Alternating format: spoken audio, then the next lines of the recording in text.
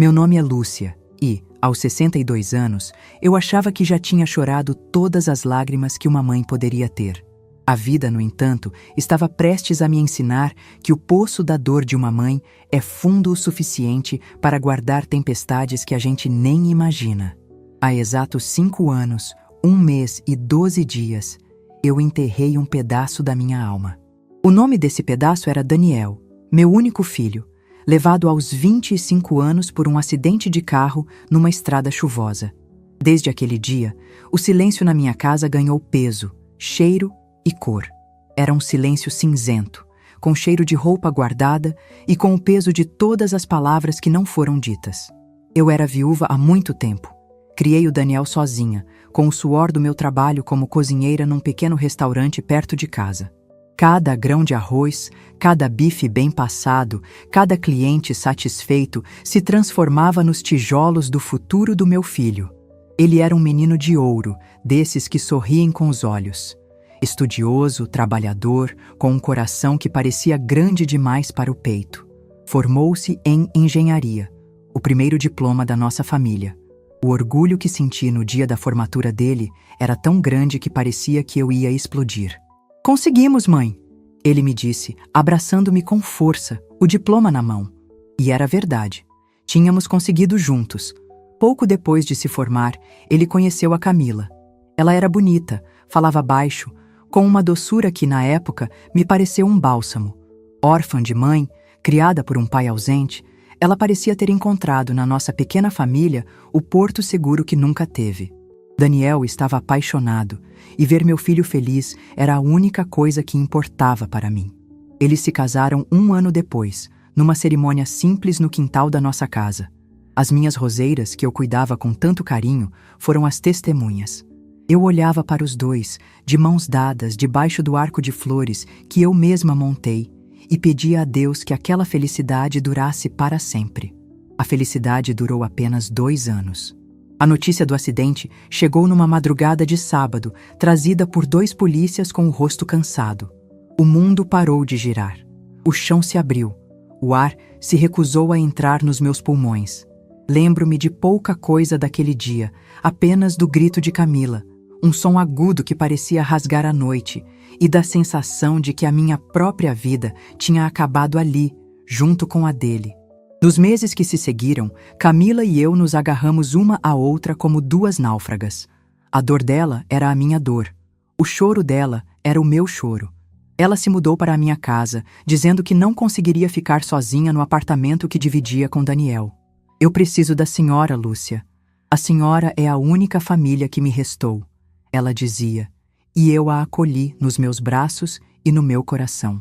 Ela era o último elo vivo que eu tinha com o meu filho. Cuidar dela era uma forma de continuar a cuidar dele. O tempo, que dizem curar tudo, para mim, parecia apenas assentar a poeira sobre a dor. A saudade aguda transformou-se numa tristeza mansa, uma companheira constante. Camila, aos poucos, foi retomando a sua vida. Voltou a trabalhar como secretária num escritório de advocacia. Começou a sair com as amigas. Eu a incentivava. "Você é jovem, minha filha. Precisa viver." E ela vivia.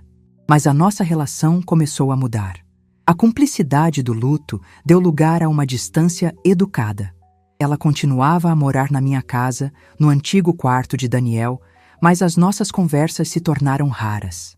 Ela chegava tarde, jantava em silêncio e se fechava no quarto. Eu me tornei uma espécie de fantasma na minha própria casa, a guardiã de um luto que parecia ser só meu. E foi assim que chegamos àquela noite de terça-feira. Uma noite fria, com um vento que assobiava na janela. Eu já estava deitada, tentando ler um livro, mas os meus pensamentos voavam, como sempre, para o meu menino. Camila ainda não tinha chegado. Já passava da meia-noite. O telemóvel, que eu deixava sempre no criado mudo, tocou. O som estridente cortou o silêncio da casa e fez o meu coração dar um salto. Olhei para o ecrã. Número privado. Hesitei. Podia ser engano, podia ser telemarketing. Mas algo me disse para atender. "Estou?", disse eu, a voz um pouco rouca. Do outro lado da linha, silêncio. Apenas um som de estática, como o de uma ligação de longa distância. "Alô?", Quem fala? Insisti. E então, eu ouvi. Não foi uma voz. Foi um sussurro. Um som tão baixo, tão carregado de chiado, que a princípio pensei ser apenas o barulho da linha, mas o meu corpo inteiro se arrepiou. O meu sangue gelou nas veias. Porque aquele som, por mais distorcido que estivesse, era a respiração dele. A respiração do meu Daniel. Eu conhecia cada nuance, cada pausa. Era o som que eu ouvia no berço. O som que me acalmava quando ele dormia ao meu lado com febre. Daniel, sussurrei, as lágrimas a brotarem nos meus olhos. Filho, é você? A ligação caiu. Fiquei sentada na cama, a tremer, o telemóvel na mão. O meu coração batia descontrolado. Teria eu imaginado? Seria a saudade a pregar-me uma peça tão cruel? Tentei convencer-me de que sim. Era o luto, a solidão. Eu estava a enlouquecer. O telemóvel tocou de novo. Número privado. Atendi no primeiro toque, a mão a tremer tanto que quase deixei o aparelho cair. Daniel, filho, fala comigo! Eu disse já a chorar. Desta vez, a estática era mais forte. Mas por entre o ruído, ouvi uma palavra. Uma única palavra, arrastada, distorcida, quase inaudível, mas clara como o dia para o meu coração de mãe. Mãe. E a ligação caiu novamente. Não havia mais dúvida. Não era a minha imaginação. Era ele. Mas como? Como era possível? O meu filho estava morto. Eu vi o seu corpo, eu o enterrei. O meu cérebro gritava que era impossível, mas a minha alma sabia que era verdade. O telemóvel tocou uma terceira vez. Número privado. Filho, não desligue. Pelo amor de Deus, fala comigo. Onde você está? Implorei a soluçar. O chiado continuava. E então, por entre a estática, a voz veio de novo, um pouco mais clara, mas ainda assim um sussurro fantasmagórico. Não, confie nela. Nela quem, meu filho? Em quem eu não posso confiar? Na Camila? Perguntei desesperada, mas a pergunta já continha a resposta. Quem mais poderia ser ela? A ligação ficou muda. Passei o resto da noite em claro, sentada na poltrona do quarto, a olhar para a porta, à espera. À espera de Camila, que só chegou quase às 3 da manhã, andando na ponta dos pés para não fazer barulho. E à espera de que o telemóvel tocasse de novo. Mas ele permaneceu em silêncio. Na manhã seguinte, eu era uma pilha de nervos. Camila desceu para o café, bocejando, com olheiras que a maquilhagem não conseguia disfarçar. Bom dia, Lúcia. Desculpe a hora que cheguei. Tivemos um imprevisto no trabalho. Precisei de ficar até mais tarde, ela disse, com a naturalidade de sempre. Eu olhei para ela. A mesma Camila doce e educada de sempre. Mas agora eu a via com outros olhos. A frase do meu filho ecoava na minha cabeça. Não confie nela. O que ela poderia estar a esconder?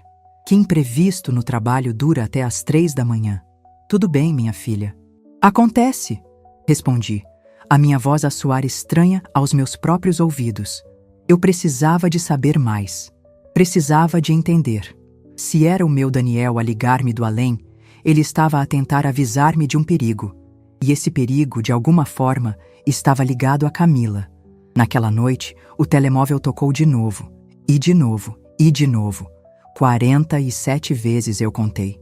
47 chamadas de um número privado, entre a 1 e as 4 da manhã. Eu não atendi nenhuma. O medo paralisou-me. O que mais ele diria? Que verdade terrível ele estava a tentar revelar. Na noite seguinte, a tortura repetiu-se. As chamadas começaram pontualmente à 1 da manhã, uma após a outra.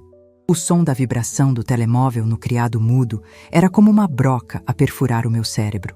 Camila, no quarto ao lado, parecia dormir o sono dos justos. Ou talvez o sono de quem não tem a consciência pesada. Na terceira noite, eu não aguentava mais. Eu precisava de enfrentar aquilo. Deixei o telemóvel a vibrar. 1, 10, 20, 30 vezes. Na 47ª chamada, respirei fundo, rezei todas as orações que conhecia e atendi. Daniel? Sussurrei, o coração na boca, a estática, a respiração. E então, a voz, mais clara do que nunca, como se ele estivesse no quarto, ao meu lado. Mãe, não confie nela. A voz era inconfundivelmente a do meu filho. A mesma entoação, o mesmo timbre, mas havia algo de errado, algo frio, mecânico. E por trás da voz dele, por uma fração de segundo, antes de a ligação cair, eu ouvi outro som, um som fraco, abafado, mas que eu reconheci instantaneamente. Era o som do sininho de vento que eu tinha pendurado na varanda do quarto de Camila. Fiquei paralisada. O sininho de vento. Quem quer que estivesse a fazer aquelas chamadas não estava no além. Estava perto, muito perto. Estava dentro da minha casa. Um terror gelado percorreu a minha espinha. A frase "não confie nela" ganhou um novo significado. Um significado muito mais sinistro. Não era um aviso sobre o caráter de Camila. Era um aviso sobre as suas ações. O que ela estaria a fazer? Levantei-me da cama, os pés descalços no chão frio. A adrenalina substituiu o medo. Eu precisava de saber. Precisava de provas. Caminhei em silêncio pelo corredor escuro, em direção ao quarto dela. A porta estava entreaberta. Uma fresta de luz escapava por baixo. Aproximei-me, o coração a bater descontroladamente contra as minhas costelas. Prendi a respiração e espiei pela fresta. O que eu vi fez o meu mundo desabar pela segunda vez. Camila estava sentada na cama, de costas para a mim. Usava fones de ouvido e falava baixo ao telemóvel. Mas não era isso que me chocou.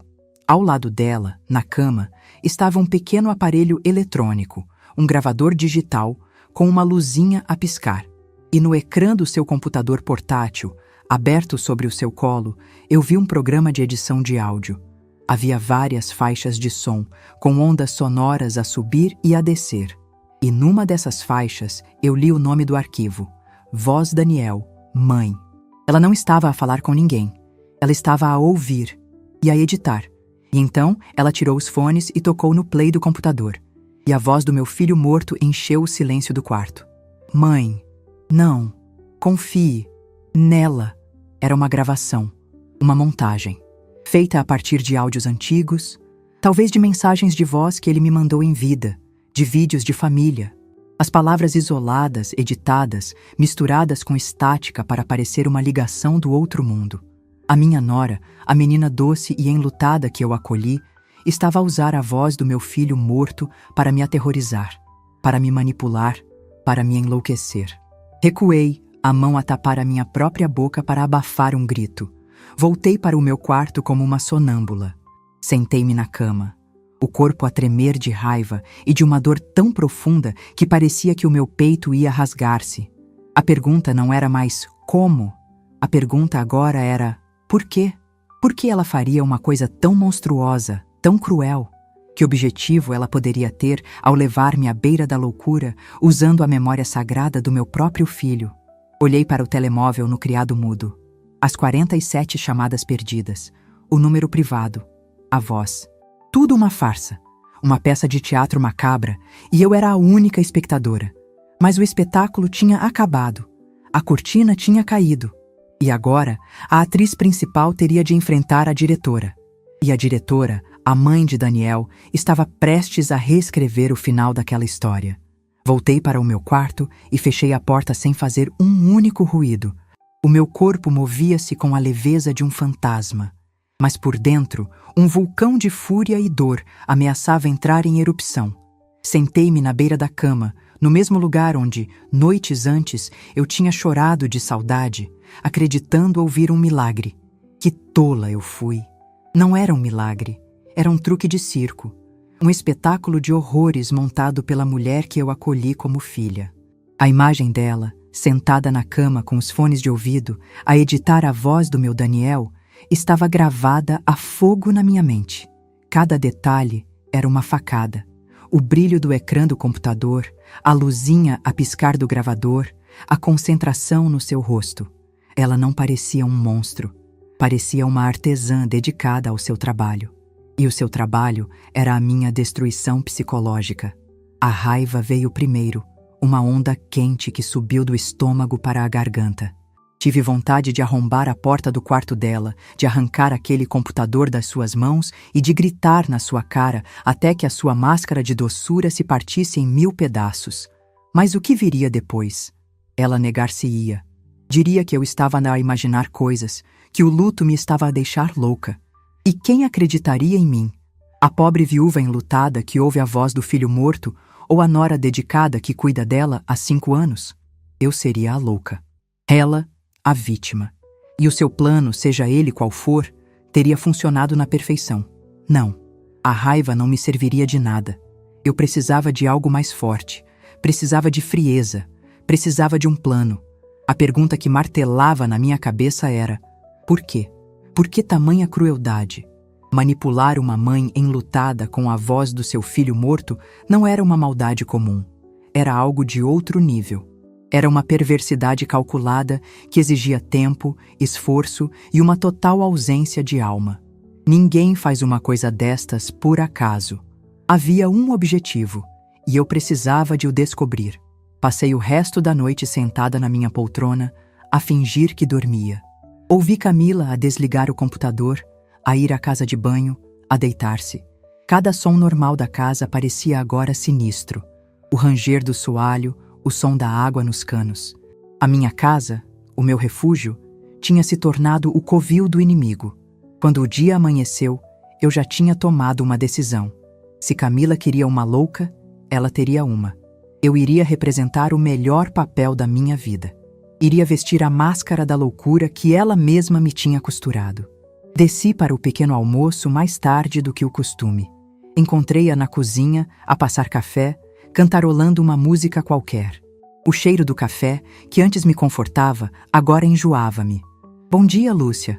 Dormiu bem?" ela perguntou, com o seu sorriso matinal de sempre.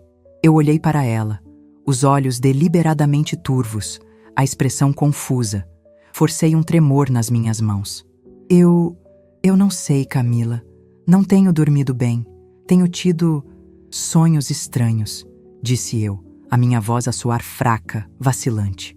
A preocupação no rosto dela foi instantânea e completamente falsa. "Sonhos, Lúcia? Que tipo de sonhos?" "Com o Daniel", sussurrei, olhando para um ponto vazio na parede. Eu ouço a voz dele. Ele fala comigo. Vi um brilho rápido passar pelos olhos dela. Um brilho de vitória. O meu anzol tinha sido mordido. "Oh, Lúcia", ela disse, aproximando-se e colocando a mão no meu ombro. O toque dela repelia-me, mas eu mantive-me firme. "Isso é a saudade.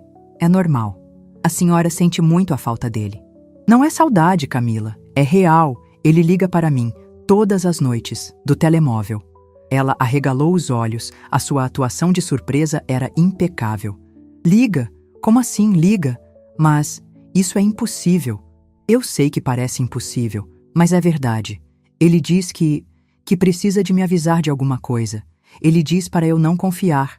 Parei a meio, como se estivesse com medo de continuar. "Não confiar em quem, Lúcia?" ela perguntou, a voz suave, a incentivar-me a cair na armadilha. Eu abanei a cabeça, a chorar. Lágrimas de crocodilo, as mais amargas que já provei. "Eu não sei. A ligação falha sempre. Mas eu tenho tanto medo, Camila. Acho que estou a ficar doente.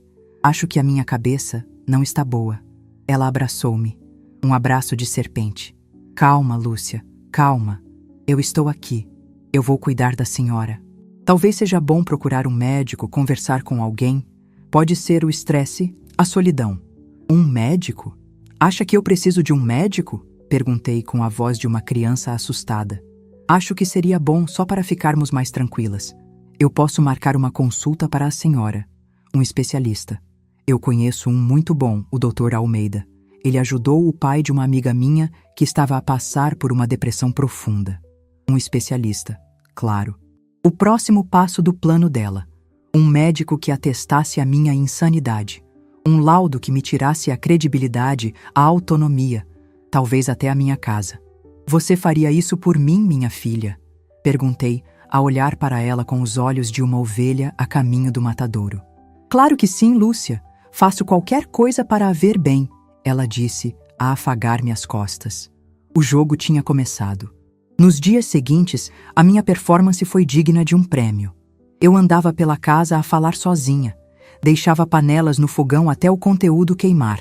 "Esqueci-me, a minha cabeça anda tão longe", eu dizia.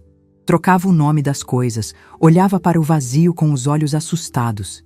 E todas as noites, quando as chamadas falsas começavam, eu ia até ao quarto dela, a chorar, a dizer que o Daniel tinha ligado de novo. Ele disse o meu nome hoje, Camila. Tão claro, eu inventava. E ela, a enfermeira dedicada, acalmava-me, dava-me um chá de camomila e dizia: a consulta com o Dr. Almeida é para a semana que vem, Lúcia. Vai ficar tudo bem. Enquanto ela se sentia segura a observar-me a afundar na loucura que ela mesma fabricava, eu usava os meus momentos de lucidez para investigar. Eu precisava de encontrar o motivo.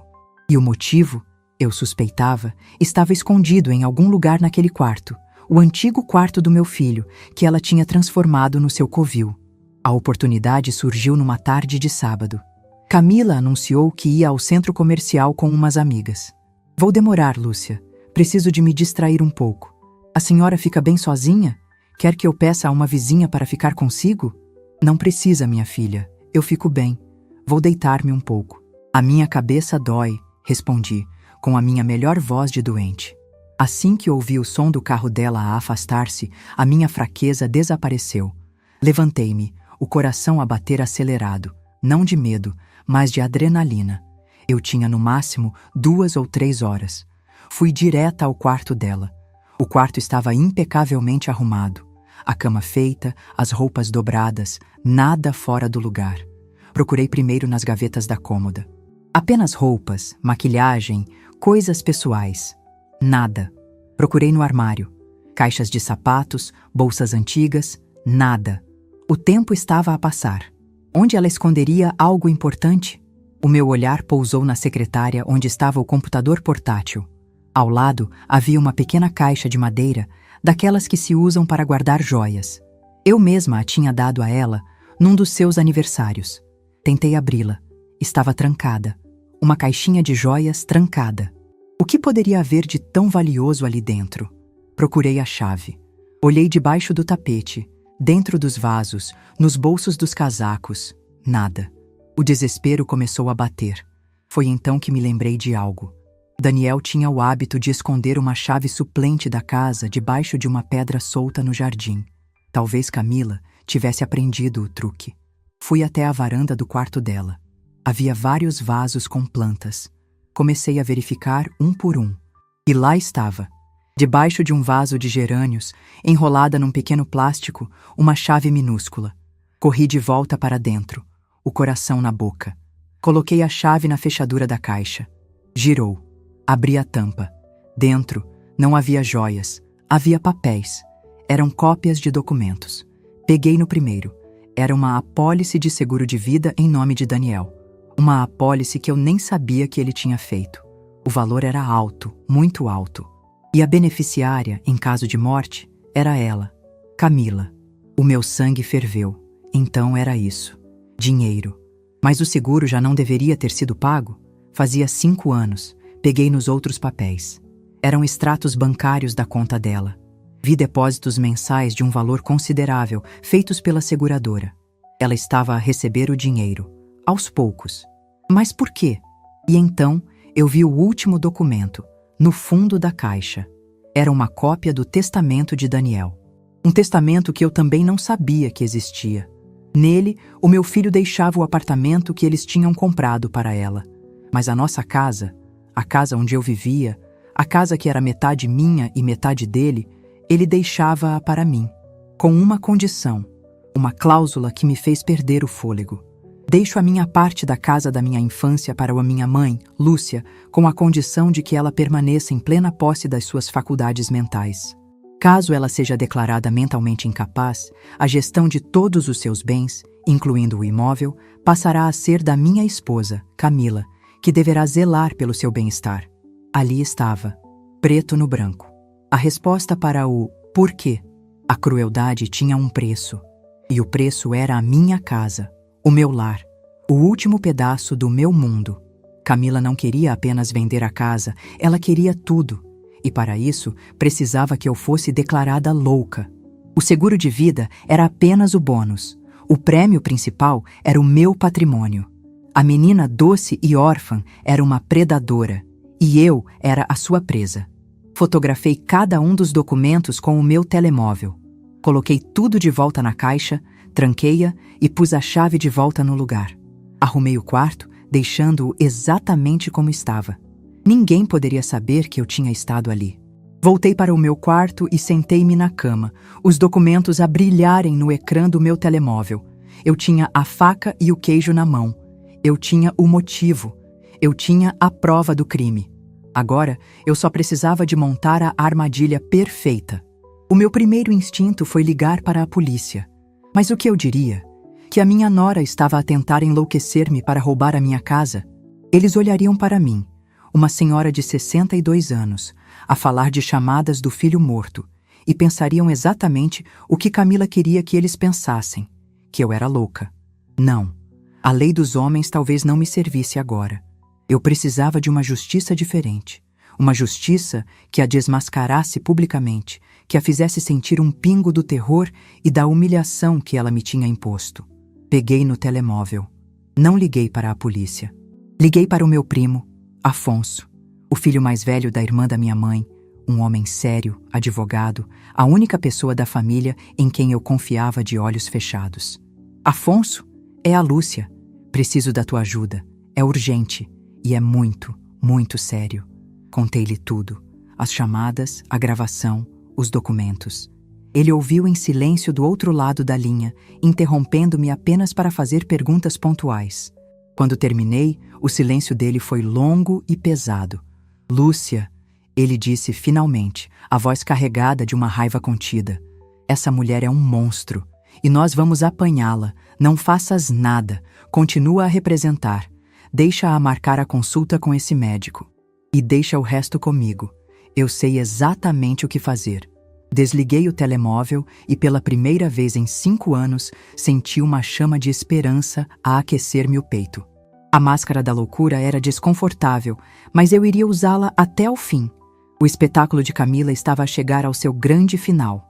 Mas o que ela não sabia era que eu, a mãe de Daniel, tinha acabado de mudar o roteiro. E no meu final, a vilã não escaparia impune. A semana que se seguiu à minha descoberta foi a mais longa e difícil da minha vida. Viver debaixo do mesmo teto que a mulher que me desejava o mal, sorrir para ela, aceitar o seu falso cuidado, era como engolir cacos de vidro a cada refeição. Cada "está tudo bem, Lúcia" que ela me dirigia era um insulto. Cada chá de camomila que ela me trazia parecia conter veneno. Mas eu bebia o chá, sorria com os lábios a tremer e agradecia, desempenhando o meu papel de louca com uma dedicação que assustava até a mim mesma. O meu primo Afonso e eu falávamos-nos todos os dias, em chamadas curtas e codificadas, quando eu saía para apanhar um pouco de ar no jardim. Ele estava a mover os seus pauzinhos, a preparar o terreno legal para o que estava para vir. O mais importante, Lúcia, é não a confrontar. Deixe-a pensar que está no controlo. Deixe-a levar-te a esse médico. A arrogância dela será a nossa melhor arma, ele aconselhava, a sua voz calma a ser o meu único ponto de sanidade. E a arrogância de Camila crescia a cada dia. Vendo-me cada vez mais frágil e confusa, ela começou a tomar pequenas liberdades.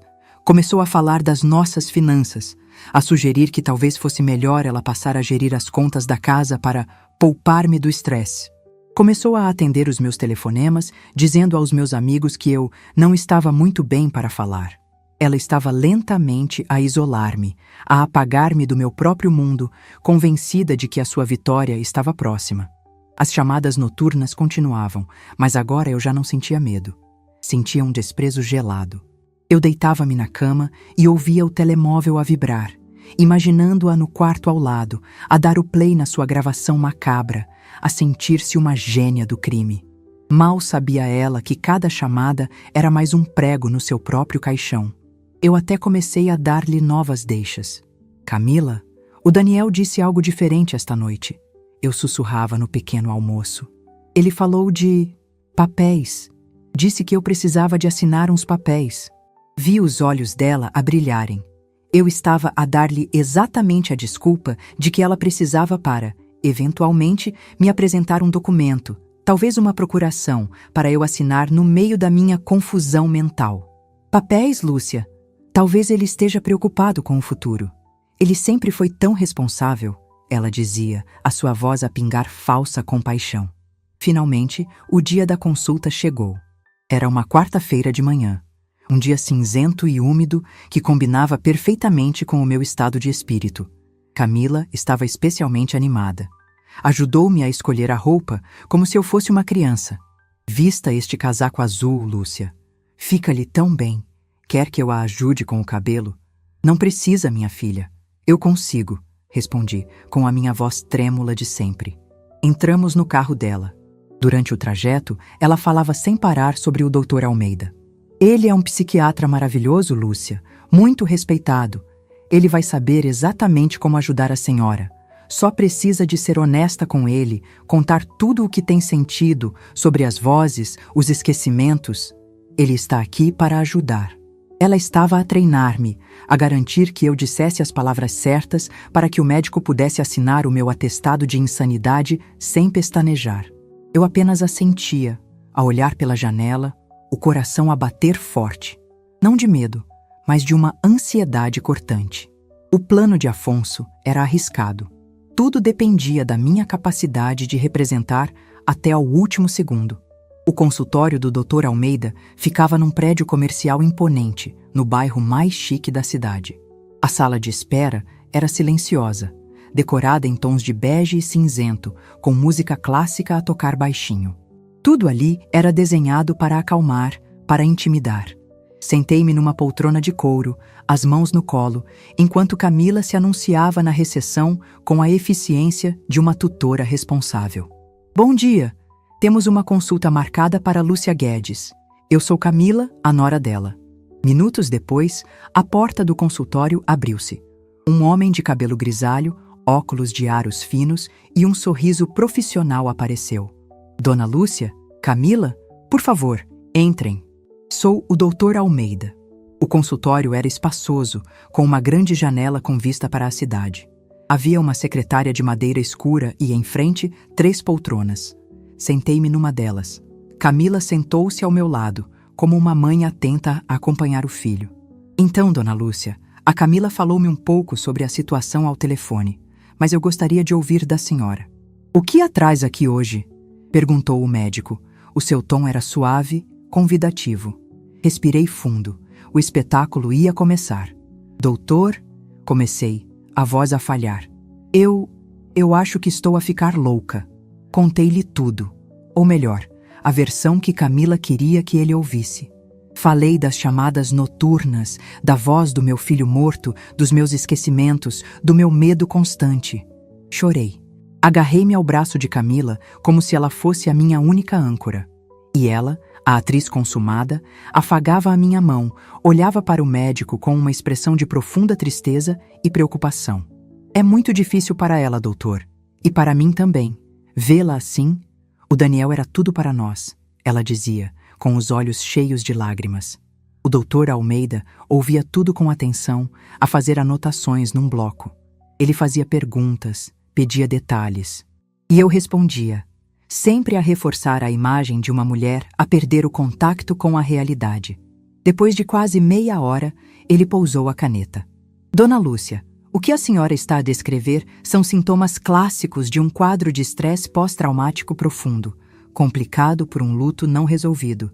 As alucinações auditivas, a perda de memória, são coisas que acontecem. O cérebro, numa tentativa de nos proteger da dor, às vezes cria estas realidades paralelas. Camila assentiu vigorosamente. Eu disse-lhe, Lúcia, o doutor entende. No entanto, continuou o médico, e o seu tom mudou ligeiramente. Antes de fecharmos qualquer diagnóstico, eu gostaria de fazer mais algumas perguntas. Se não se importam, gostaria de chamar um colega meu para me dar uma segunda opinião. Ele é especialista em direito médico e casos familiares complexos. Às vezes, a perspectiva legal ajuda a entender o quadro completo do paciente. Vi um lampejo de pânico nos olhos de Camila. Um advogado? Para quê? Um advogado, doutor? Não acho que seja necessário. Isto é um problema médico, não legal, ela disse, a sua voz a perder um pouco da doçura. É apenas procedimento, Camila. Para garantir que estamos a cobrir todas as bases e a proteger os interesses da Dona Lúcia. Ele já está à espera. Um momento. O Dr. Almeida carregou num botão no seu intercomunicador. Pode entrar, Dr. Afonso. A porta do consultório abriu-se e o meu primo, Afonso, entrou. Estava impecavelmente vestido num fato escuro, a carregar uma pasta de couro. O queixo de Camila caiu. O seu rosto passou de branco para vermelho e depois para um tom pálido de cinza. Afonso? O que é que você está a fazer aqui? Ela gaguejou, a olhar de Afonso para mim e de mim para o médico, a sua mente a tentar processar o impensável. Afonso não olhou para ela. Puxou a terceira poltrona e sentou-se em frente a nós. O seu rosto era uma máscara de seriedade profissional. Bom dia, Camila. Dr. Almeida. Obrigado por me receber. Lúcia, estás pronta? Eu levantei a cabeça. O tremor nas minhas mãos parou. As lágrimas secaram. A minha voz, quando falei, não era mais fraca nem confusa. Era a voz de uma mulher que tinha voltado do inferno. Estou pronta, primo. A transformação foi tão súbita, tão completa, que Camila ficou sem ar. A ovelha assustada tinha se transformado numa leoa. O que é que está a acontecer aqui? Isto é uma armadilha, ela gritou, a levantar-se. Sente-se, Camila, disse Afonso, a sua voz calma, mas com um fio de aço. Ainda não acabamos. Na verdade, a consulta está apenas a começar. O Dr. Almeida, que fazia parte do plano de Afonso desde o início, abriu uma gaveta e tirou um pequeno gravador. Com a permissão da minha paciente, Dona Lúcia, e do seu representante legal, esta parte da sessão será gravada. Eu não permito nada. Eu vou-me embora, disse Camila a dirigir-se para a porta. Eu não faria isso se fosse assim, disse Afonso, a abrir a sua pasta sobre a mesa. A não ser que queira ter esta conversa na esquadra da polícia. Temos uma queixa-crime pronta para ser apresentada por fraude, coação psicológica e tentativa de interdição fraudulenta. Camila paralisou, a mão na maçaneta da porta. Voltou-se lentamente, o seu rosto uma mistura de ódio e pavor. Afonso tirou o primeiro documento da pasta. Era uma cópia do testamento de Daniel. Este documento, Camila, estabelece que a minha prima Lúcia herdaria a casa, desde que mantivesse as suas faculdades mentais. Uma cláusula muito conveniente, não acha? Ele tirou outro papel. A apólice de seguro. E este seguro de vida, cujo pagamento mensal a seguradora aceitou fazer para uma conta que só você movimenta, sob a alegação de que a dona Lúcia estava demasiado frágil para gerir tal quantia. Outra conveniência. Finalmente, ele pegou no seu próprio telemóvel. E agora, a peça principal. O Dr. Almeida é perito em psiquiatria, mas eu sou perito em tecnologia. Rastrear a origem de chamadas de um número privado não é tão difícil como parece, especialmente quando as chamadas são feitas de dentro da mesma casa, usando um programa de desvio de IP ligado à sua rede Wi-Fi. E o som do sininho de vento na sua varanda foi um belo toque final. Ele carregou no play. E o som da voz editada de Daniel encheu o consultório. Mãe, não. Confie. Nela. Camila desabou na poltrona, a soluçar, o seu corpo a tremer. A máscara tinha caído. A predadora estava encurralada. Eu olhei para ela. Não com pena, mas com um desprezo profundo. Por que, Camila? Perguntei, a minha voz a cortar o silêncio. Eu acolhi-te. Eu amei-te como a uma filha. Por que tanta crueldade? Ela levantou a cabeça, o rosto desfigurado pelo choro e pela raiva. Porque eu merecia mais. O Daniel prometeu-me uma vida boa. E depois ele morreu e deixou-me com o quê? Presa a si, à sua casa triste, ao seu luto eterno. Eu queria o dinheiro, eu queria a casa, eu queria a minha vida de volta. E você era o obstáculo. A confissão era a última pá de terra sobre o caixão da sua mentira. Afonso levantou-se. A conversa terminou. Camila, você tem duas opções. A primeira, você assina agora mesmo um documento a abdicar de qualquer direito sobre os bens da Lúcia, devolve cada cêntimo do seguro que recebeu indevidamente e desaparece da vida dela para sempre. A segunda opção, eu saio desta sala e vou direto à polícia com estas provas e com a gravação da sua confissão. A escolha é sua. Ela olhou de Afonso para mim, os olhos a suplicarem. Mas não encontraram nada no meu rosto. Apenas a imagem da mãe do homem cuja memória ela tinha profanado. O Dr. Almeida empurrou um papel e uma caneta pela mesa. em direção a ela. O silêncio no consultório era o som da justiça, finalmente a ser servida. A mão de Camila tremia tanto que a caneta dançava sobre o papel antes de conseguir firmar-se para assinar. Ela não olhou para mim, não olhou para Afonso. Manteve os olhos fixos no documento, como se a sua vida inteira dependesse daquela assinatura. E, de certa forma, dependia. A vida de mentiras que ela construiu com tanto cuidado estava a ser desmantelada com um simples traço de tinta. Assinou o primeiro papel, o acordo em que abdicava de qualquer direito sobre os meus bens e se comprometia a devolver o dinheiro do seguro. Depois, assinou o segundo, uma declaração para a seguradora redigida por Afonso, a confessar que tinha omitido informações sobre o meu estado de saúde para continuar a receber os pagamentos. A sua mão movia-se como a de um autômato. A mulher arrogante e controladora tinha desaparecido, dando lugar a uma figura patética, encolhida na sua própria derrota. Quando terminou, empurrou os papéis para o centro da mesa e levantou-se, sem dizer uma palavra. Caminhou em direção à porta, mas antes de sair, virou-se e olhou para mim. O seu rosto não continha arrependimento, apenas um ódio frio e impotente. Você pode ter ganho a casa, Lúcia, ela sibilou, a voz rouca, mas vai morrer sozinha nela, sozinha com as suas memórias e os seus fantasmas. E com essa última farpa de veneno, ela saiu e bateu a porta. O silêncio que ficou no consultório não era de paz, era de exaustão. Senti o meu corpo inteiro a relaxar, como se eu estivesse a segurar a respiração há semanas.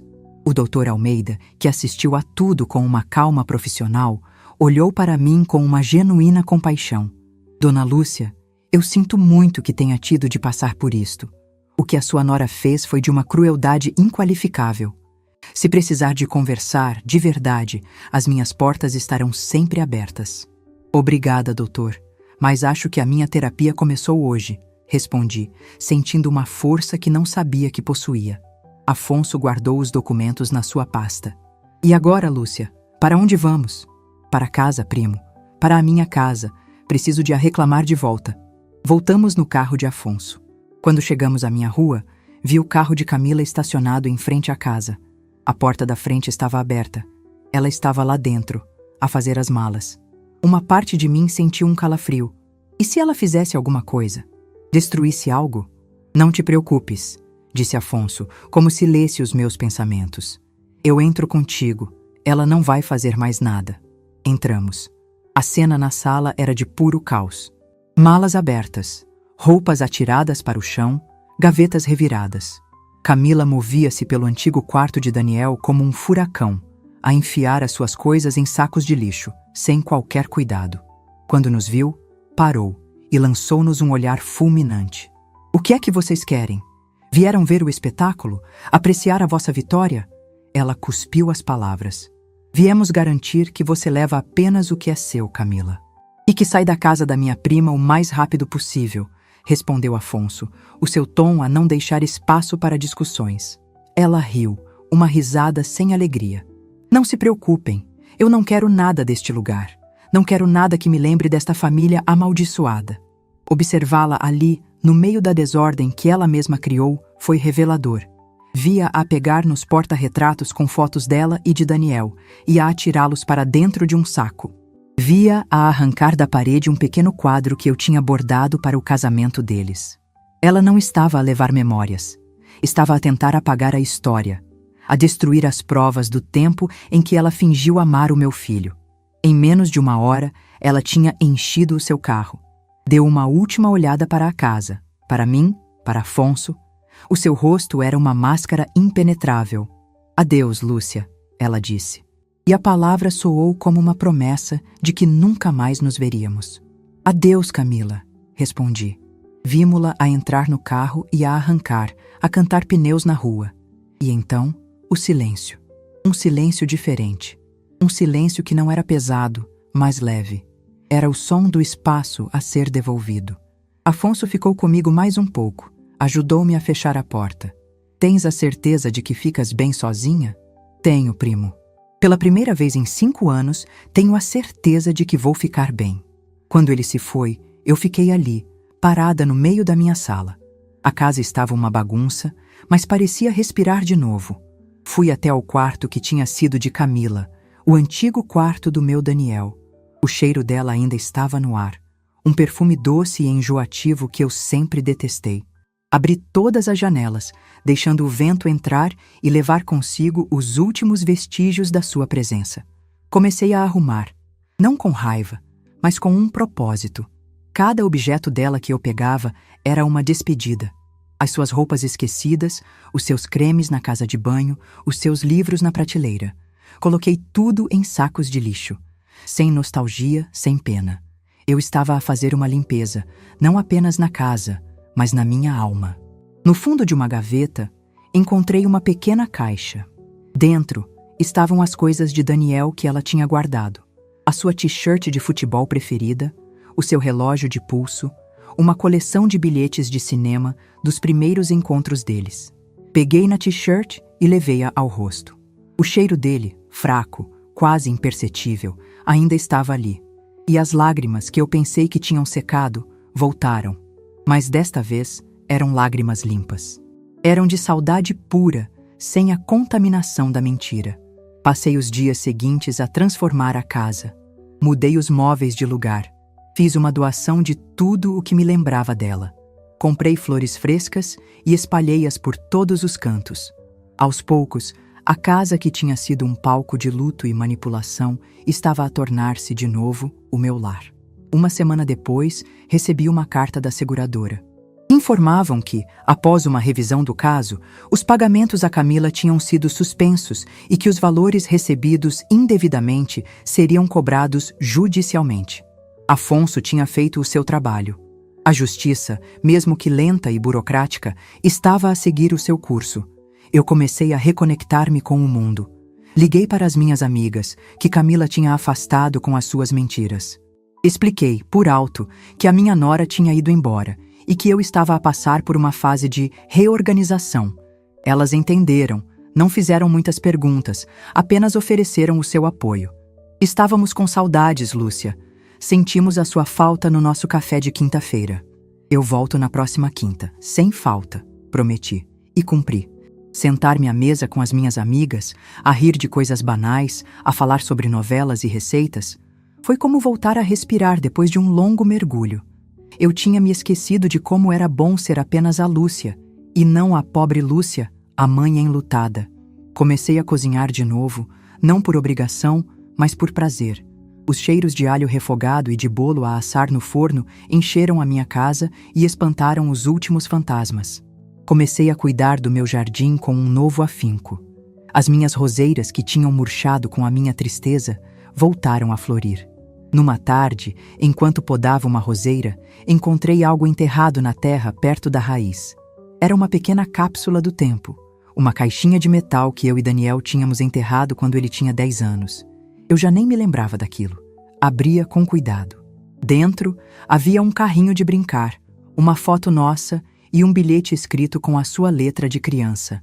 Quando eu for grande, vou ser engenheiro para construir a casa mais bonita do mundo para a melhor mãe do mundo. Eu amo-te, Daniel. As lágrimas escorreram pelo meu rosto, mas desta vez eu sorri.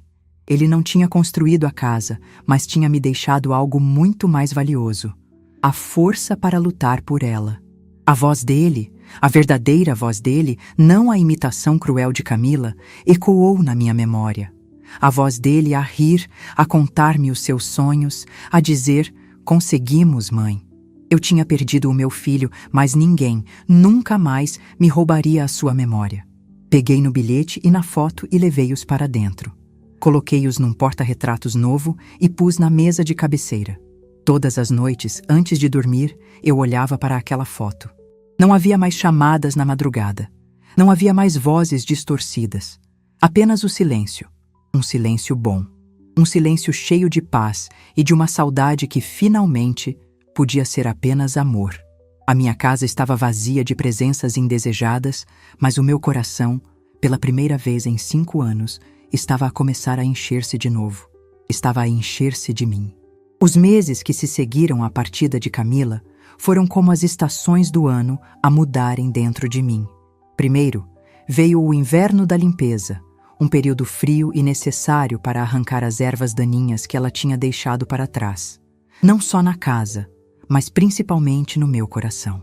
Depois, lentamente, chegou a primavera da redescoberta, em que pequenos brotos de alegria e esperança começaram a surgir nos lugares mais inesperados. A casa, que antes era um mausoléu de saudade e um palco de manipulação, transformou-se no meu ateliê de recomeços. Com o dinheiro que Afonso me ajudou a reaver do seguro, decidi não o guardar para um futuro incerto, mas investi-lo no meu presente.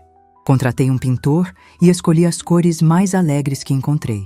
A sala, antes de um bege triste, ganhou um tom de amarelo girassol que parecia trazer o sol para dentro. O antigo quarto de Daniel, que Camila tinha profanado, foi o que mais me custou a transformar. Por semanas, mantive a porta fechada, sem coragem de entrar. Foi numa tarde, depois de uma conversa animada com as minhas amigas no nosso café de quinta-feira, que tomei a decisão. Cheguei à casa, respirei fundo e abri a porta. Em vez de um covil de mentiras, decidi que aquele espaço seria um jardim de memória. Pintei as paredes de um verde claro, a cor da esperança. Mandei fazer uma estante grande e preenchi-a com os livros preferidos de Daniel, com os seus álbuns de fotografia, com os pequenos troféus que ele ganhou na escola.